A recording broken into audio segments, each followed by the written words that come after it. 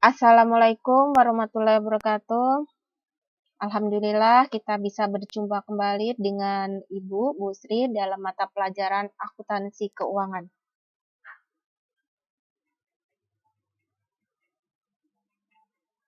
Oke, KD yang akan kita capai hari ini adalah menganalisis metode langsung dan metode cadangan untuk piutang tak tertagih. Apa sih taksiran piutang tak tertagih? Ya. Taksiran piutang tak tertagih ya, dilakukan untuk mengantisipasi tidak tertagihnya piutang dagang di masa yang akan datang akibat penjualan sekarang untuk dibebankan sebagai periode yang bersangkutan. Taksiran piutang tak tertagih ditentukan setiap akhir periode. Setiap terjadi AJP nih ada piutang tak tertagih. Oke, dasar yang digunakan untuk menafsir piutang tak tertagih dapat dilakukan dengan dua cara, yaitu pendekatan laporan laba rugi dan pendekatan neraca. Ini kita langsung ke contohnya. Pertama, pendekatan laporan laba rugi. Pendekatan ini menggunakan persentase tertentu dari total penjualan. Biasanya penjualan kredit untuk menentukan besarnya kerugian piutang pada periode yang sama dengan penjualannya. Contoh, buku besar PT Indah tanggal 31 Desember 2018 terdapat akun sebagai berikut. Piutang dagangnya 100 juta, cadangan kerugian piutang saldo kredit 1 juta, penjualannya 1 miliar. Oke. Taksiran kerugian piutang ditetapkan sebesar 0,5% dari total penjualan. Berdasarkan data tersebut, hitunglah besarnya taksiran kerugian piutang dan jurnalnya. Nah, jawabannya ya. Berdasarkan data tersebut, maka besarnya taksiran kerugian piutang didapat 0,5% dikali 1 miliar. Ini kita menggunakan pendekatan laba rugi. Kita memakai penjualan. Hasilnya adalah 5 juta. Nah, jurnalnya beban tanggalnya tanggal 31 ya. Setiap terjadi ini jurnalnya beban kerugian piutang di debit sebesar 5 juta. Kemudian cadangan kerugian piutang di kredit sebesar 5 juta. Kita lanjut lagi. Nah, sekarang contoh yang pendekatan neraca. Kalau yang tadi pendekatan laba rugi. Pendekatan neraca.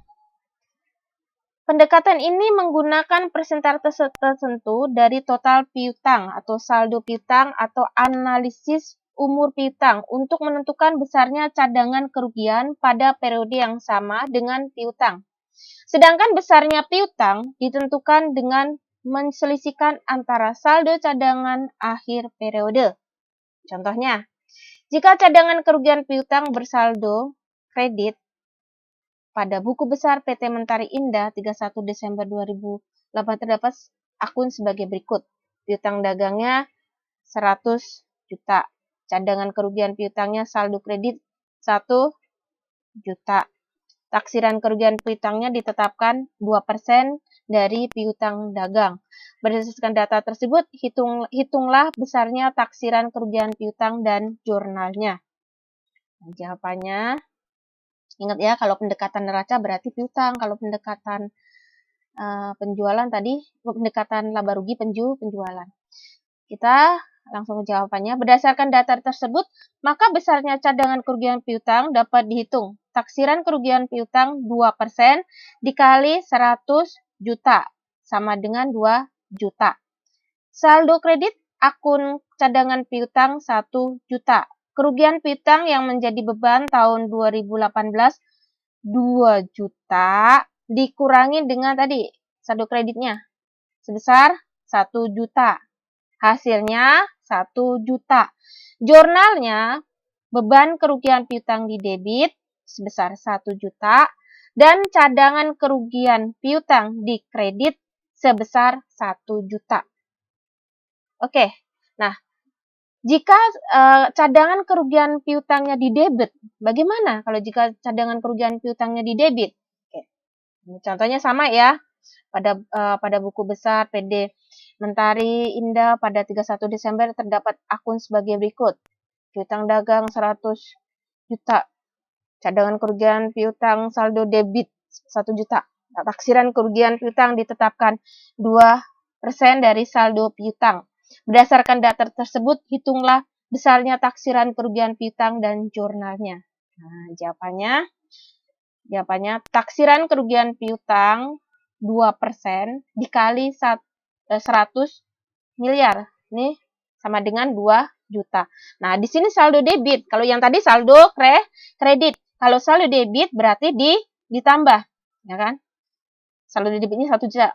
Sama kan tadi tapi kalau yang tadi saldo kredit, sekarang saldo debit, berarti ditambah. Ini 2 juta ditambah 1 juta, hasilnya 3 juta. Jadi jurnalnya, beban kerugian piutang 3 juta di debit, cadangan kerugian piutang 3 juta di kredit. Oke, selesai. Terima kasih. Nah, jadi kita ambil kesimpulan ya. Kalau pendekatan laba rugi kita ambil dari penjualan ya.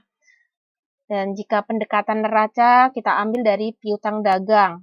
Nah, jika cadangan kerugian piutangnya di kredit berarti dikurangin ya nanti tadi ya. Kemudian kalau cadangan kerugian piutangnya di debit ya, berarti ditambah. Oke, kita akhiri perjumpaan kita mata pelajaran akuntansi keuangan ini.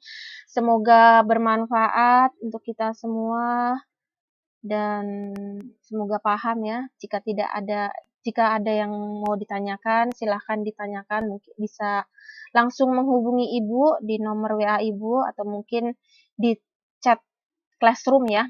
Oke. Akhirul salam. Wassalamualaikum warahmatullahi wabarakatuh.